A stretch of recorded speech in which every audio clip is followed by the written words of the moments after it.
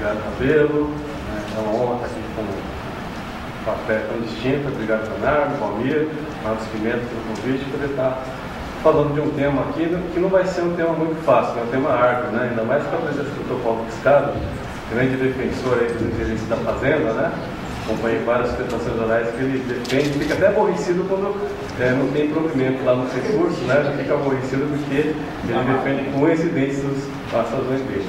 Mas o tema não é novo, ele é um tema que ele acaba tendo interesse por várias razões, tanto para a pessoa que é estudiosa, tanto para aquele que opera, tanto para o advogado, estudioso, e também para o empresário, porque envolve a questão, né, da economia tributária, né? Então, o tema passou por uma grande evolução, né,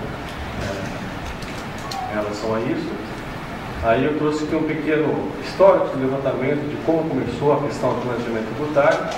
Começou, né, na década de 90, com as grandes teses tributárias, na qual os contribuintes começaram a buscar, via discussões tributárias através do contexto judicial, a recuperação de tributos cuja legalidade ou a funcionalidade não era adequada. Então, para citar exemplos, a gente tem a questão do FIS decreto, 2445 e 2449, tivemos a questão do FIS social, tivemos a questão das correções monetárias, lei 8.200, plano Collor, plano Verão e outras demais correções públicas inflacionárias. Temos a questão do crédito prêmio de IPI, né, a alíquota zero, o crédito presumido, outras coisas mais. Então, tivemos as grandes questões tributárias que começaram na década de 90. Aí, foram grandes discussões, grandes montantes, grandes valores, pouca gente naquela época militava em relação a esse tema. Muitos advogados fizeram fortuna, por isso que muita gente acha que fazer planejamento tributário hoje é ficar rico e milionário, não é bem assim, a coisa mudou. Eu diria que hoje você tem que estudar muito e estar muito bem preparado para poder prestar um trabalho adequado para o seu cliente. Tivemos a questão dos levantamentos de crédito tributário, de ICMS e IPI, uma qual se buscava, através de itens que não eram passíveis de dar crédito por interpretação. Aí surgiram muitas empresas fazendo esse levantamento, cobrando 20%, depois quando houve decisões desfavoráveis de algumas questões, como a questão da correção monetária do crédito temporâneo, o contribuinte ia buscar, né, a empresa que levantou o crédito para ter o ressarcimento e não achava que o pessoal estava sumindo e não se encontrava mais, né?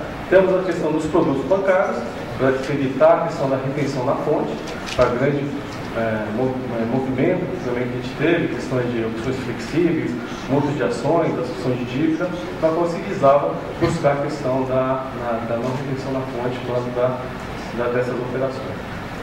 Tivemos a questão das operações exteriores, né, na qual se buscava, né, a partir de 95, com a mudança da Lei 9349, da tributação dos lucros oferidos no exterior, alternativas para não tributar esse lucro oferido lá. Então, se buscou a questão da Ilha da Madeira, que o tratado foi denunciado, né, o tratado Brasil e Portugal, tendo visto essa brecha que o tratado permitia. A Espanha, né, fazer PVS, né, recentemente teve um julgado no Conselho, né, da questão da IGO, no qual a doutora Sandra falando foi a relatora, e o Dr. Valmir foi o outro vencedor em relação a essa matéria, e também tem muita discussão ainda para a gente poder falar sobre isso. Negociação de crédito tributário de terceiros, que é a cessão, né, de tributos de uma empresa para outra, que foi limitado com a IN 41, posteriormente com a alteração da Lei 9.430. Mas havia, durante um período, um momento que os contribuintes faziam muita transferência de crédito de uma empresa para outra, tendo visto que a empresa não podia utilizá-lo, principalmente as empresas exportadoras. Tivemos a questão das grandes revoluções societárias, sendo vistas as privatizações, então a famosa Operação Ágil, Operação Casa Separa, Operação Zé com Zé, né? E todas essas foram objeto de análise e julgamento por parte lá do Conselho, né?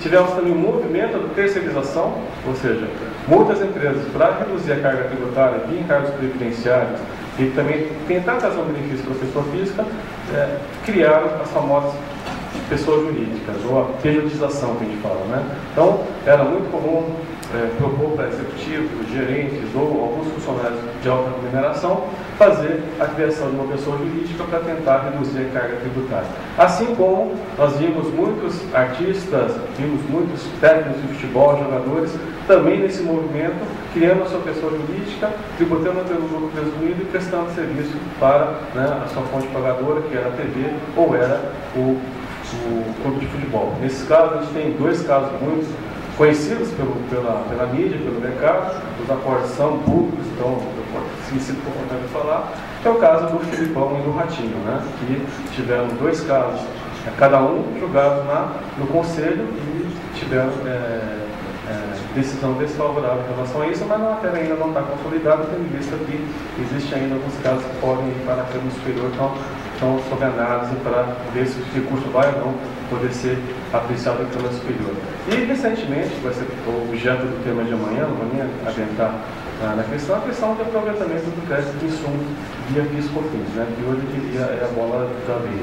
Ou seja, verificar dentro da legislação, dentro da atividade do contribuinte, as oportunidades para poder reduzir a carga tributária via ao aproveitamento de PIS/COFINS. Então, o tema não é recente, o tema é um tema novo, rico, ele traz bastante estudo, avaliação, reflexão por parte de todos os estudiosos, diria, tanto do ponto de vista dos advogados, do ponto de vista da autoridade fiscal, do ponto de vista dos julgadores. Por quê? Depende de interpretação e depende de análise das questões, do que está sendo colocado, do que está sendo executado por parte do contribuinte. Então, esse tema ele evoluiu muito, né? Tivemos um período muito grande, no qual muita gente defendia que a liberdade contratual por parte do contribuinte, a liberdade de planejar, ela era ampla e restrita, eu podia fazer tudo, desde que fizesse na cronologia, antes da corrente do fato gerador, e desde que fizesse com base na legislação, né? E que não cometesse a simulação, ou seja, uma conduta delituosa, uma aparência enganosa daquilo que estava realmente querendo fazer. Passamos por uma evolução desse tema, na qual as outras figuras jurídicas passavam a afetar também a questão da análise ou não do planejamento tributário, a questão do abuso de forma, do abuso de direito, da fraude à lei. Ou seja, quando a gente pode, eventualmente, utilizar um mecanismo de tentar driblar a lei para poder fazer a operação, né? Um exemplo de fraude à lei, que é muito conhecido, que o Supremo Tribunal Federal decidiu a questão na qual, na época, era vedada a importação de veículos importados. Né? Então, não se podia importar veículos importados, tendo em vista a reserva de mercado que nós tínhamos, que foi aberto pelo plano Collor. Então, o que o contribuinte fez para poder tentar driblar a legislação? Ele importou as peças e montou o veículo aqui no Brasil. Então, esse é um caso típico de fraude à lei. Ou seja, eu tento driblar a legislação para poder, né, chegar no objetivo atingido. E temos a questão do abuso de direito, né?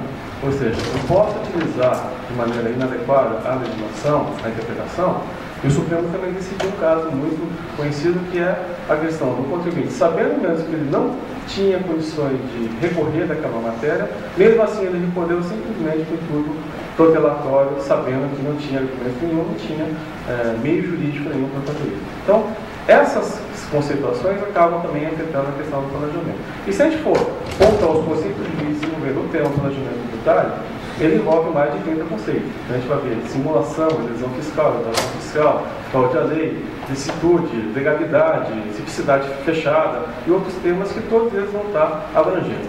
E por que para o empresário é interessante este tema? Porque esse tema envolve a questão de risco-benefício. Ou seja, tenho lá a minha produção, eu tenho meu produto, eu preciso vender, eu tento buscar dentro das alternativas aquela que seja menos custosa, que tenha uma brecha melhor do ponto de vista de carga tributária. E vou buscar na legislação essas oportunidades para poder adequar e poder fazer opção e tomar a decisão. E tudo isso envolve o quê? Risco e benefício. Ou seja, até que ponto, né? Até qual é o limite disso, né? Que hoje é a grande discussão. Qual é o limite? Qual o limite da autoridade fiscal em poder analisar determinada operação e dizer se aquilo é válido ou não? Qual o limite do contribuinte em praticar determinada operação, determinado ato? Até que ponto ele pode fazer? Eu posso simplesmente dizer, se a lei não veda, é permitido, eu posso praticar? Assim como a autoridade fiscal, ela achar e entender que de repente aquilo não está cheirando muito bem, eu vou entender que aquela operação, né, ela foi praticada por um contribuinte menos adequado, eu vou lavar o golpe de infração, entendendo que aquilo na verdade não é uma operação de lease, na verdade é uma cumprimento da prática. Então, até que ponto é esse limite? Né? E passamos para a grande evolução também do tema, né? Ou seja, as operações no final, elas têm que ser oponíveis ou não perante a autoridade fiscal.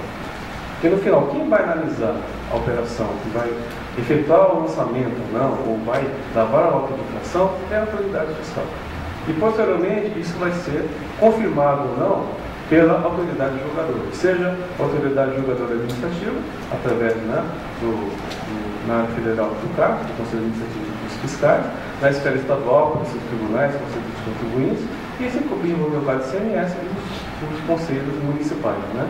E, se não houver sucesso, contribuinte ainda resta o caminho da via judicial, no qual o Poder Judiciário vai decidir se aquela operação é válida ou não por parte do contribuinte. Então, nós temos essa evolução do tema, temos essa grande preocupação, né, por parte dos contribuintes, e nós vemos que algumas situações a mídia atrapalha mais do que ajuda, né, porque a gente vê muita notícia veiculada nos grandes jornais, principalmente valor econômico, que se comenta, o Conselho mudou a opinião, o Conselho decidiu de maneira diferente.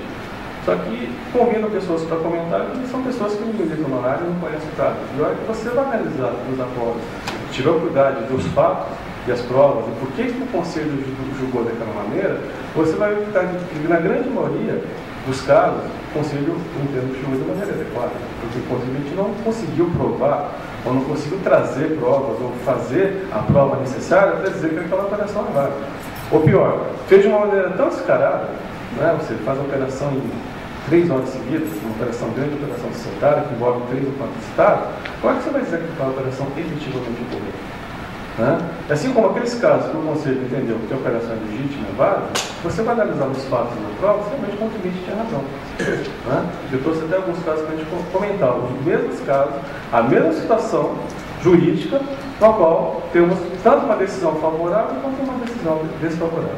Aí passamos para o conceito de negócio jurídico indireto, né? Também é uma grande discussão, o que é o negócio jurídico indireto? Ou seja, o contribuinte pode, dentro das opções, né, que tem o direito de fazer a operação, ele pode escolher? Ele pode, são opções, ele pode escolher. Né? E o planejamento vai naquela questão de aquelas operações que são meio duvidosas, depende de interpretação.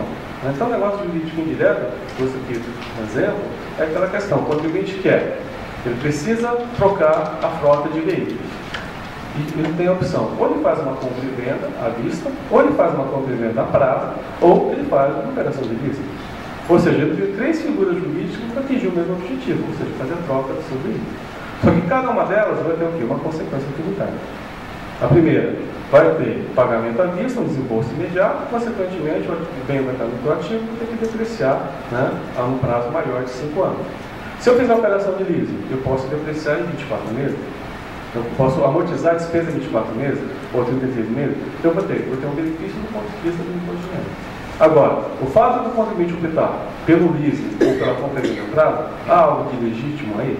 Há algo de ilegal? Há algo de proibido nessa conduta? Eu entendo que não.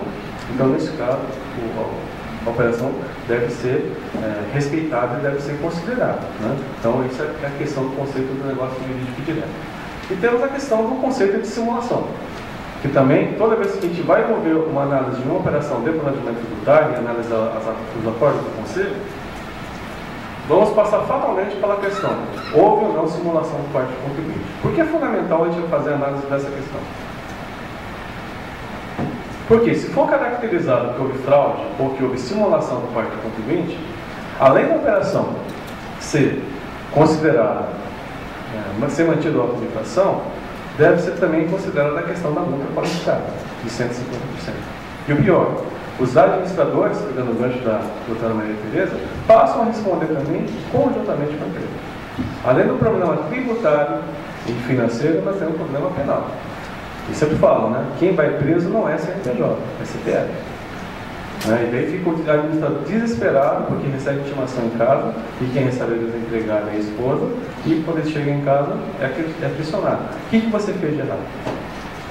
Em muitas situações, ele acaba sendo o quê? Levado por parte de consultores, por parte de pessoas que induzem. O exemplo que a doutora Maria Tereza colocou. Ele encontra lá com 3 advogados jovens que falam, olha, você pode fazer que está tranquilo.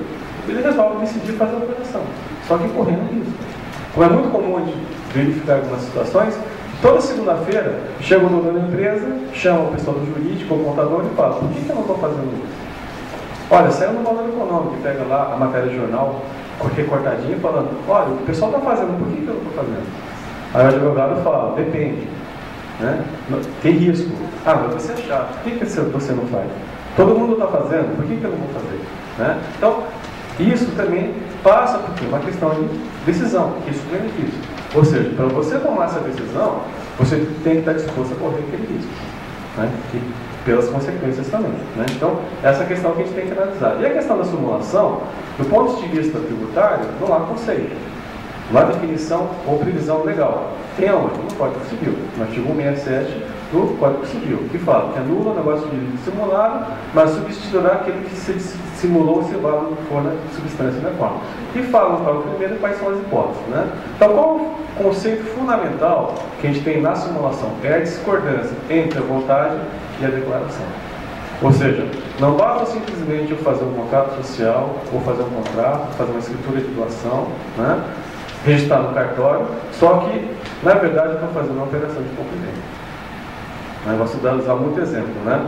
Eu faço, de repente, quero vender o meu carro, né? Chamo o Dr. Rabelo e combino com ele, olha, para todos os efeitos, vamos declarar que a operação é uma doação, vamos fazer uma escritura pública como doação, você declarando sua declaração como doação, eu também, e o dinheiro você me paga em dólar. O que eu fiz do ponto de vista jurídico? Fiz uma doação, está lá registrado, está declarado. Só que qual a essência da operação? Na verdade, eu fiz uma fraude. Eu quis enganar. E se eu for pego, qual a consequência? Além da consequência tributária, tem a consequência penal, que estou falando. Né? Então, a simulação tem essa consequência que tem que ser muito bem levada, muito bem analisada antes da tomada de decisão. Aí passamos, né, para a grande reflexão do tema que ocorreu em 2001. Com a inserção do parágrafo único do artigo 116 do CPM, né, a famosa norma antivisão, né, que para muitos falava, acabou o planejamento tributário, a partir dessa data não podemos fazer mais nada, temos que ser todos conservadores. Não é bem assim, né, que a norma é a primeira coisa, ela não é auto-aplicável, depende de regulamentação. Né, mas ele criou, né, por parte da doutrina, por parte dos estudiosos, a necessidade de analisar o tema. Ou seja, isso veio da onde? É uma criação brasileira? Não, isso veio de outros, né, mercados, de outros países. Então, a gente pode verificar Espanha, Canadá, Estados Unidos, Alemanha, todos têm uma espécie de norma de divisão. A gente buscando, e nesses outros países, procurar aplicar aqui no país. E, fundamentalmente, dizer que se a operação foi efetuada somente do ponto de vista de economia tributária, ela não pode ser interpretada como válida. Tem que ter também o quê? Um fundamento econômico para a operação. Tem que dar o quê? Um substrato para aquilo. Tem que analisar o todo, não simplesmente tirar uma fotografia. Tem que analisar o filme como um conjunto. Né? Então esse seria o grande gancho que teria a questão da norma de divisão. Tivemos a tentativa da sua regulamentação via medida provisória 66 de 2001, seu artigo 13 até o artigo 16 e 17, se não me engano, né? Que criou uma celeuma no mercado, que a sociedade resolveu se mobilizar, e infelizmente a norma não foi aprovada na sua conversão à lei, todos os artigos foram vetados, e tivemos, posteriormente, recentemente em 2007, a tentativa de ressuscitar a matéria através do projeto de lei 536 de 2007. Né? Qual foi o pano de fundo desse projeto de lei? Tendo em vista a emenda 3, que visava a questão, né, de limitar os poderes da autoridade fiscal para desconstituir as pessoas jurídicas prestadoras de serviços intelectuais, a emenda foi vetada, o governo, com a justificativa de substituir a emenda e poder regulamentar a matéria, trouxe esse projeto de lei que nada mais era do que uma tentativa, né, um pouco até acho, pior, de regulamentar a norma de divisão, copiando o exemplo da MP 66 de 2002. Infelizmente o projeto está engavetado e a esperança é que ele não seja convertido em lei. Por quê? Essa regulamentação da norma de divisão, ele tem que passar por um processo de reflexão, né, de análise. Por quê? A tentativa da MP 66 nada mais é do que uma norma de procedimento. Ou seja, ele estabelecia quais eram os procedimentos que a autoridade fiscal tinha para poder desconsiderar ou não determinado ato ou negócio jurídico praticado pelo contribuinte. Ele não listava quais eram, por exemplo, as operações que seriam eventualmente desconsideradas ou quais eram os requisitos para desconsideração. Né? E conversando com o pai da MP66, que é o ex-secretário de Liberdade Racial, ele veio com essa seguinte justificativa. Quando eu tive a intenção de criar a MP66, eu tive a intenção só para pegar as reorganizações societárias que eram abusivas. A gente sabe que na verdade era bem isso, né? Mas essa foi a justificativa dele para poder falar da matéria. Qual o problema da MP66? Né? Ela trazia dois conceitos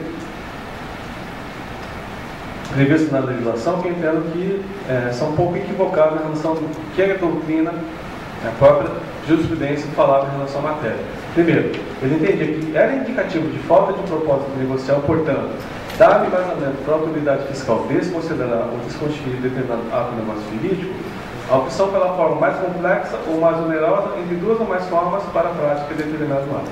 Ou seja, se a autoridade fiscal entendesse que houve lá várias operações societárias, ou vários contratos jurídicos, para poder celebrar determinado ato, ele poderia entender que havia falta de propósito negocial. Esse requisito, né, podemos chegar à conclusão, é um pouco subjetivo, né? Será que realmente é isso que tem que ser feito? Eu entendo que não. Assim como ele fala que é considerado abuso de forma, portanto, motivação para desconsiderar ato de negócio jurídico, a prática de ato de negócio jurídico indireto que produza o mesmo resultado econômico do ato de negócio jurídico dissimulado. Ou seja, ele confunde ali negócio jurídico indireto com negócio jurídico dissimulado. Né? Já vimos, negócio jurídico indireto, que é a opção do contribuinte em fazer determinado ato para atingir determinado fim. Ele pode fazer essa opção.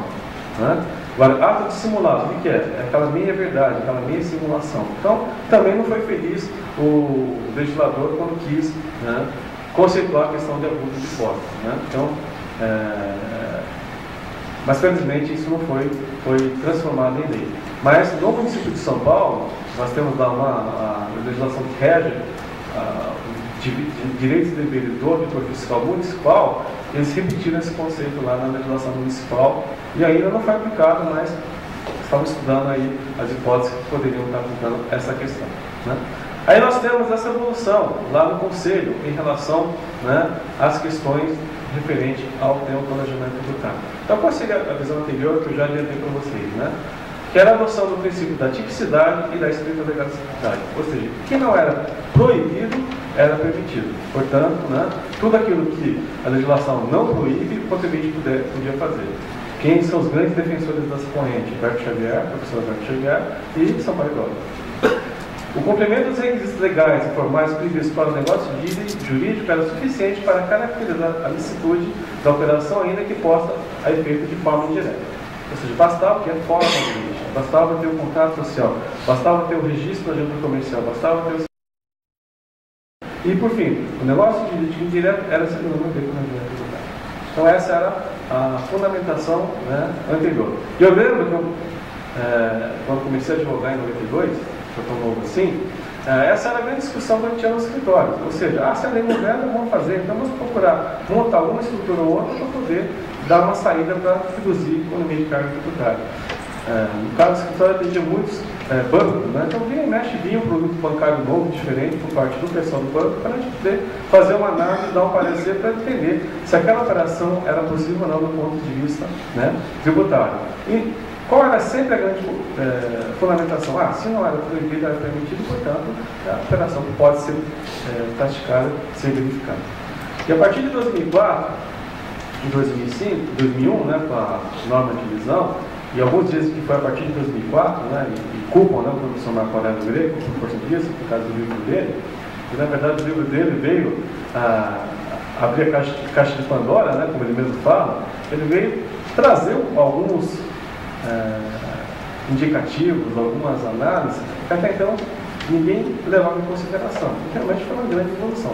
E com base, talvez nesse livro, e até interessante quando eu conversei uma vez, voltando no Rio de Janeiro, conversando com ele, e eu citei essa questão, falou, professor Marco Aurélio Greco, o pessoal do fisco adora o senhor. Ele sempre fala que, com base, né, no seu livro, agora todas as operações de planejamento podem ser desconsideradas. Aí ele olhou bem para mim, com aquela cara de chateado, e falou, Pedro, não é bem assim.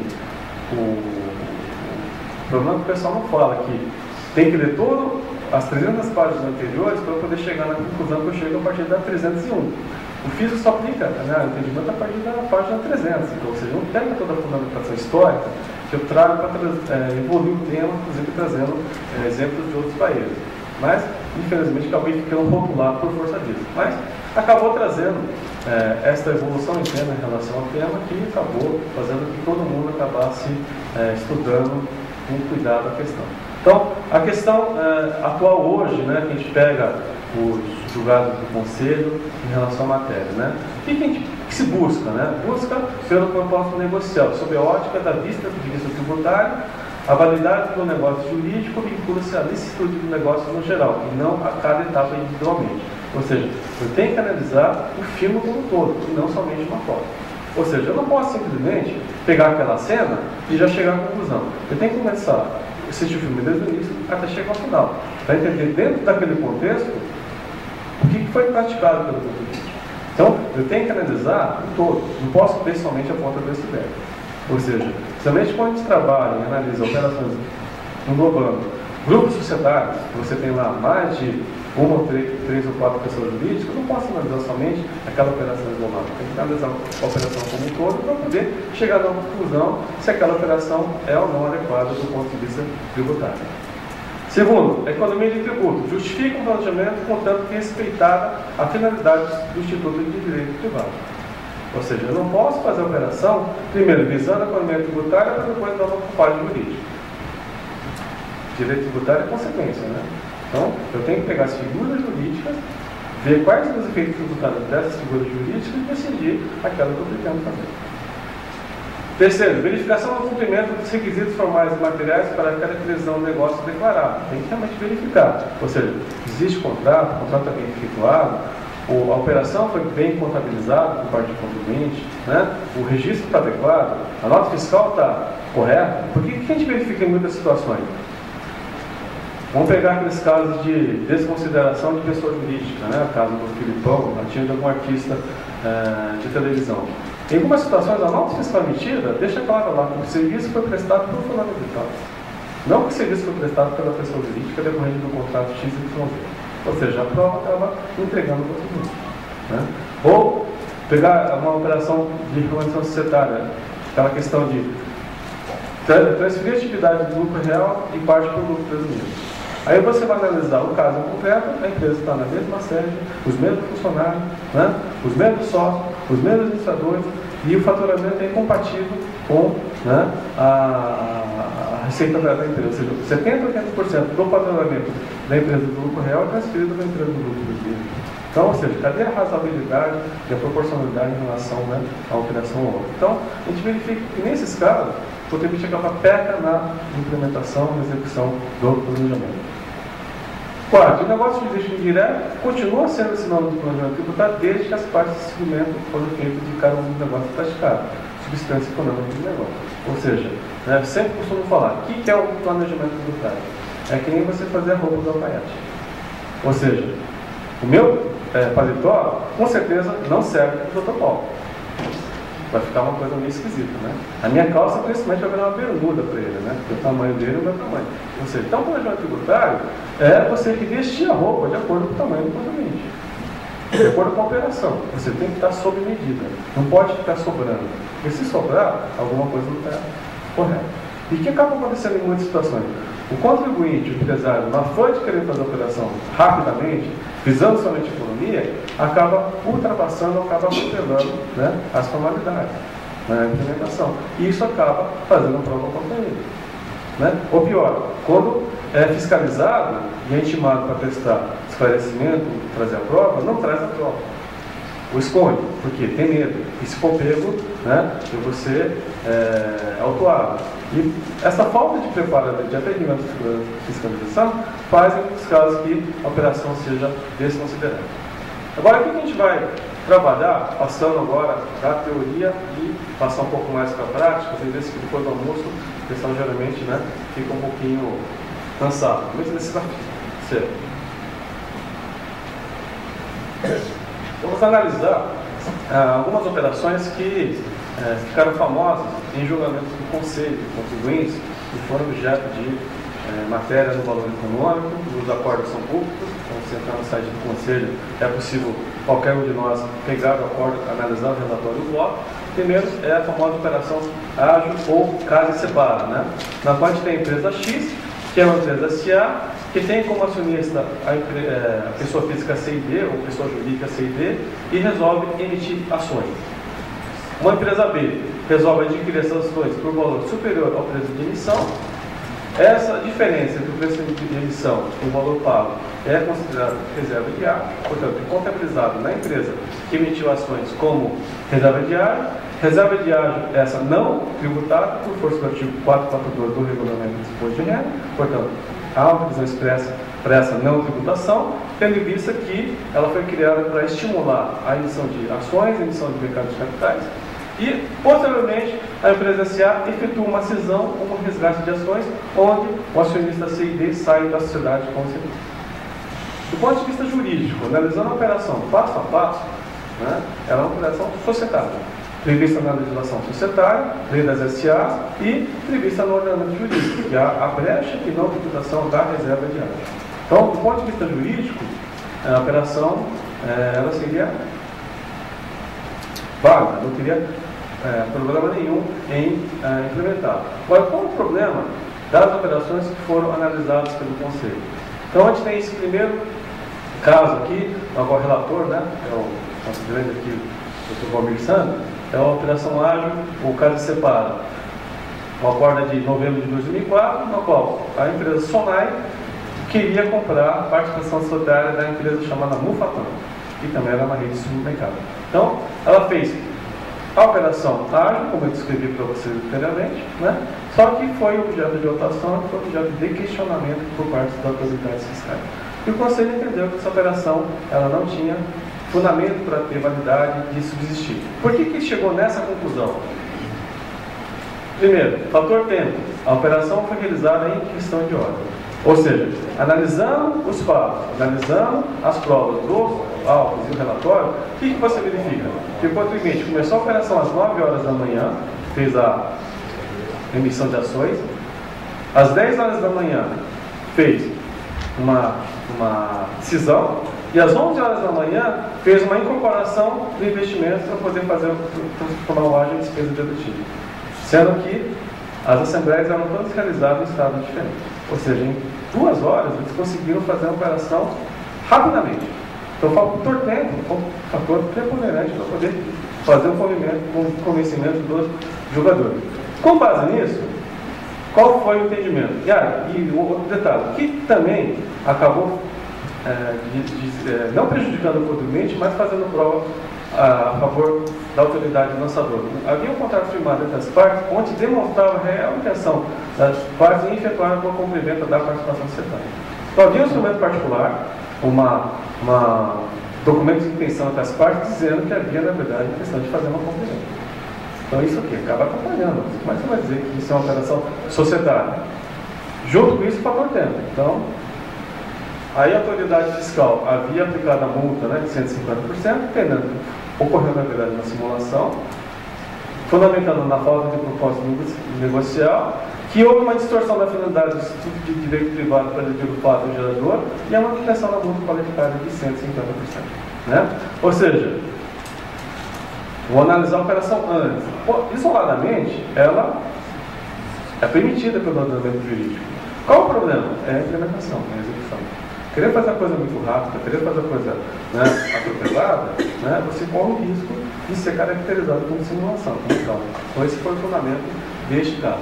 Aí nós temos um outro caso, também muito conhecido, foi recentemente julgado na Câmara Superior, também relator aqui do Dr. Valmir Sandro, né, para dar homenagem a ele, né, que foi o famoso caso da RBS.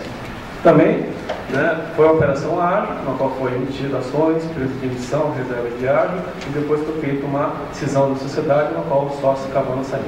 Qual foi a diferença entre esta operação e a operação anterior? A operação da RBS com a operação da Mufatão. Primeiro, houve intenção da empresa, um ano antes de emitir ações, em ter um acionista estratégico. Ou seja, né, houve publicação desse fato que a empresa estava procurando um parceiro internacional, um parceiro de capital, para poder aumentar os negócios e poder fomentar a operação. Fator tempo, né? A operação não foi realizada em questão de horas.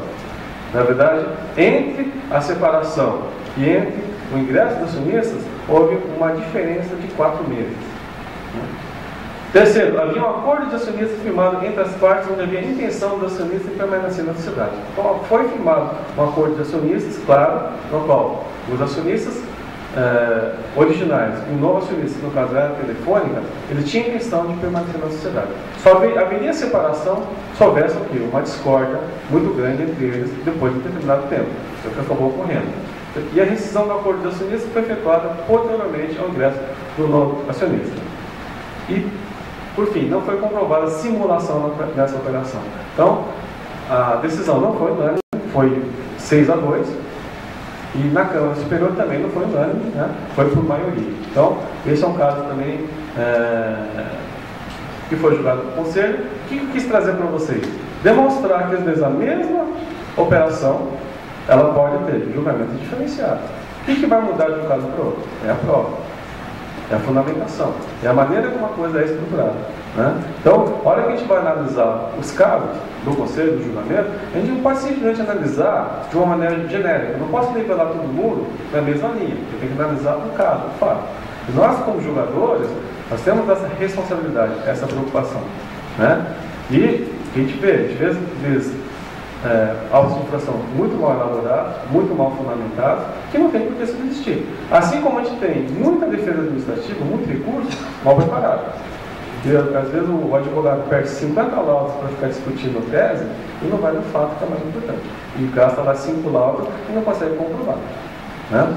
Quando eu julgo lá casos de omissão de depósito bancário, a grande maioria dos contribuintes fica só discutindo o princípio, e não vai no fato demonstrando o origem do recurso. Então fica difícil você dar provimento no caso desse. E esses casos são típicos. Aí nós temos outro caso também muito conhecido, que é a famosa debêntures com participação do lucro, né? Que foi um produto que foi vendido por alguns escritórios para uma empresa visando economia na apuração do imposto de renda e na contribuição social sobre o lucro. Ou seja, a empresa SA emitir debêntures visando captar recursos cuja remuneração variável participação dos lucros. As debêntures são adquiridas por um investidor e a SA passa a reconhecer uma despesa dedutível para fim de apuração do IRPJ e a SSL com o pagamento da remuneração da debênture. Analisando a operação desta maneira, há algo de legítimo aí? Não. Porque a companhia ela pode emitir debêntures desde que ela precise captar recursos. A remuneração ela pode ser fixa, variável ou mista. E a despesa com pagamento da debênture é despesa dedutível. Portanto, analisar a operação desta ótica, ela não é proibida. Agora, vamos analisar o caso em concreto. Foi objeto de julgamento do Conselho, foi objeto das alterações. Então, a gente tem esse acordo da terceira Câmara, da empresa chamada Águia Branca, e temos um acordo da primeira Câmara, a doutora Sandra Faroni, foi a relatora, que foi o famoso caso da Natura, né? Ou seja, fizeram também emissão das debêntures, fizeram a remuneração dessas debêntures via participação dos lucros e deduziram a despesa, né, como despesa dedutível para fim de apuração do imposto de renda e da contribuição social sobre o lucro. Qual foi o problema dessas operações? Primeiro fato, o dinheiro nunca ingressou na empresa, não entrou dinheiro novo na sociedade. A empresa simplesmente o que ela fez? Ela tinha lá dividendos a distribuir e fez uma operação contábil. Ou seja, o acionista, como tinha o direito a receber e tinha debêntures a adquirir, vou fazer um encontro de compra. Então, com base nisso, foi um dos motivos para fazer. Tendo visto que não houve saída ou ingresso de recursos novos, essa operação não está muito bem, não tem muito fundamento para existir. Segundo, a remuneração. No caso que a doutora Sandra julgou, né, a questão da necessidade ou normalidade da despesa. É razoável pagar 70% do lucro a título de remuneração dos eventos? Essa é uma despesa necessária, usual, normal por parte do contribuinte? Não é muito coerente. Então, com base nesse entendimento, também não foi unânime, foi por maioria, a Câmara entendeu que a operação não tinha fundamento, razão para subsistir. Né? Então, o que a gente nota nisso aí? Né? Ou seja, eu tenho que vestir a roupa no contribuinte, só que às vezes a roupa não fica muito bem. Ou seja, o fundamento não é muito adequado. Então, por isso que o julgador acaba julgando, não dando provimento ao contribuinte. Por isso que as provas da materialidade não são suficientes para poder sustentar a operação. Temos um outro caso também, chamada incorporação às avessas, ou seja, tem um grupo de empresas, na qual uma empresa possui prejuízo fiscal e outra lucro real. Então, o que o empresário vai fazer do ponto de vista lógico? Você como empresário, tem duas empresas, um com lucro, outro com prejuízo, eu vou acabar com a dela. E qual seria o lógico? Acabar com a empresa com prejuízo. Mas, por força de uma limitação da legislação tributária, eu faço o caminho inverso. A empresa lucrativa é incorporada pela empresa deficitária. Até aí, há algum problema? Eu estou sendo chamado a atenção, vou concluir 5 minutos. Não há problema nenhum. Mas como que se busca na análise dos casos do Conselho? Quem de fato incorporou quem? Foi a empresa deficitária ou foi a empresa lucrativa? Né? Ou seja, não basta simplesmente fazer alteração no contrato social, estatuto social, ter laudo de avaliação e juntar e arquivar na junta comercial. Porque eu tenho que realmente demonstrar que quem de fato foi incorporar foi a empresa deficitária, não lucrativa. E é o caso que a gente vai estar mostrando para vocês, que é o caso da Martins Atacadista, que foi julgado na 7ª Câmara. O relator era o conselheiro Nathanael Martins, né? Entendeu que a operação era legítima, por quê? A empresa que incorporou a Martins era uma empresa chamada Margo, que estava no grupo há mais de 20 anos, era uma empresa operacional, portanto tinha atividade, e foi demonstrado que a Margo efetivamente incorporou a Martins. Né? Houve recurso por parte da Procuradoria, foi para a Câmara Superior, no caso o relator foi o ex-presidente de uma das câmaras, Dorival Padovó, que manteve, entendendo que a operação realmente foi comprovada que quem incorporou a empresa lucrativa foi a empresa deficitária, portanto ela foi mantida. Então, o fundamento: legalidade da operação, dotado de propósito negocial, foi uma regulação estrutural e houve uma submissão aos efeitos do negócio jurídico. Aí nós temos um outro caso também julgado na Câmara Superior, na qual o contribuinte não conseguiu fazer essa demonstração. Ou seja, analisando os fatos, analisando as provas, foi chegado à conclusão que quem na verdade foi incorporado não foi a empresa lucrativa, mas sim não foi a empresa lucrativa, mas sim a empresa deficitária. Por quê? A incorporadora de direito foi a incorporadora de fato, a manutenção do objeto de razão social sócio local da atividade da incorporadora, extinção daquelas da incorporada. Ou seja, eu pego uma empresa que não tem atividade nenhuma e incorporo uma empresa operacional. E passa a ter razão social idêntica à outra, passa a ter os mesmos sócios, passa a ter os mesmos funcionários. Então, de fato, de direito, quem foi incorporado? Não foi a empresa lucrativa, mas sim foi a empresa deficitária. Nesse caso, também foi julgado na Câmara Superior. Aí nós temos um outro caso, que o sócio da empresa A, que é uma empresa tributada pelo lucro real, constitui uma empresa B, prestadora de serviços capitante pelo lucro presumido. A empresa A passa a ter uma despesa para fim de dedução do lucro real e a empresa B tributa a receita pelo lucro presumido. Ou seja, existe alguma vedação entre eu ter uma empresa do lucro real e uma empresa do lucro presumido? Não.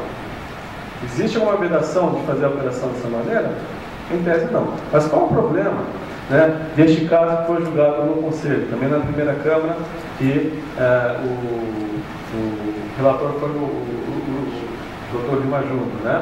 Ou seja, a empresa ela foi criada na mesma sede, mesmo sócio e tinha o mesmo objeto social. Segundo, né, a estrutura da empresa do lucro presumido ela era reduzida, só tinha um funcionário. Terceiro, o preço do serviço contratado, ou seja, em média, o valor pago da empresa do lucro real para a empresa do lucro presumido era 80% do faturamento da empresa do lucro real. Qual era a razoabilidade desse pagamento? Pior, não houve demonstração que o serviço foi efetivamente prestado.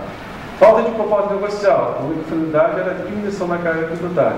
E a artificialismo da operação não basta simplesmente verdadeiro, levando as operações do conhecimento físico. A multa qualificada foi aplicada de 150% e foi mantida. Na verdade, o relator aqui não foi o Lima Júnior, na verdade foi o Mário Franco, né? Então, me equivoquei aqui no relator. Então, esse também foi um caso no qual o contribuinte acabou também executando o planejamento de maneira inadequada. E temos um outro caso também, recente, de 2007, que é o caso da empresa chamada Marco Polo. Ou seja, ela tinha a controladora e a empresa controlada. Controlada, tributada pelo lucro real, aferindo prejuízo, e a controladora, né, também pelo lucro real, aferindo, a controladora com lucro e a controlada com lucro, controladora com prejuízo. A controladora tinha uma aplicação financeira, fez uma cessão de dívida da operação através de instrumento particular, na qual a controladora passou a ser titular dessa aplicação financeira e passou a reconhecer a receita financeira para visar a redução, né, do lucro real dela, tendo visto que ela estava apurando prejuízo. Qual foi o grande problema dessa operação? Primeiro, a cessão de direito de aplicação financeira de uma empresa para outra foi feita através de um particular. Quem era o titular perante a instituição financeira, na verdade, era a controlada, não era a controladora. A operação teria sido utilizada para aumentar o capital da controlada, mas os documentos mostravam, na verdade, uma coisa totalmente diferente. As datas não coincidiam. A operação foi feita no dia 31 de dezembro, mas o aumento de capital foi feito em fevereiro do ano seguinte. Então, ou seja, já começam os problemas, né? Como é que a documentação, né, pode retroagir desse jeito? Isso acabou sendo fundamental para chegar na conclusão. Foi entendido que houve falta de propósito de negociação, porque a única finalidade era a diminuição da carga tributária, né, entendido também que houve o artificialismo na operação, e a NRJ tinha reduzido a multa qualificada. E em recurso de ofício, foi restabelecido pela Câmara. Já estou entendendo que, na verdade, foi o quê? Caracterizado por fraude na prática da operação. Né? Então, o que eu quis trazer aqui? Né? Eu quis trazer aqui para vocês que, às vezes, a mesma operação, tanto ela pode, né, ser entendida que é adequada ao contribuinte, porque as provas demonstram isso, que o contribuinte fez a implementação e execução de maneira adequada, ou não, porque a execução foi feita de maneira totalmente inadequada, mas tomou os devidos cuidados. Né? E o que gosto sempre de colocar no final, né? Quais são os cuidados que tem que se ter hoje, tendo em vista essa evolução do entendimento, essa evolução do julgamento? Né? Primeiro, qualquer das ações têm que ser lícitas, com base na lei, porque se for contra a lei não há planejamento, é outra coisa. Tem que ocorrer antes da ocorrência do fato gerador, para ser caracterizado como visão fiscal. Eu não posso simular, porque já vicia o ato, portanto ele se torna nulo. Eu tenho que sempre analisar a questão do risco-benefício, que é isso que o empresário gosta e quer olhar no rosto do advogado e do consultor para tomar a decisão, para ter segurança. Se ele for questionado, que ele vai ser bem defendido, ter boa chance. Tem que ter sustentação econômica, porque não basta somente ter a forma jurídica, tem que ter também, né, um fundamento econômico para poder sustentar a operação. Tem que tomar cuidado com as formalidades de execução da operação, né, contabilização, instrumentos contratuais, sociedade para poder validar a operação. E, por fim, tem que conhecer bem o negócio da operação para ter certeza daquilo que está sendo proposto ser uma coisa coerente e sustentável. Então, essa é a minha parte, né? Agora vamos aí para o Dr. Paulo, né?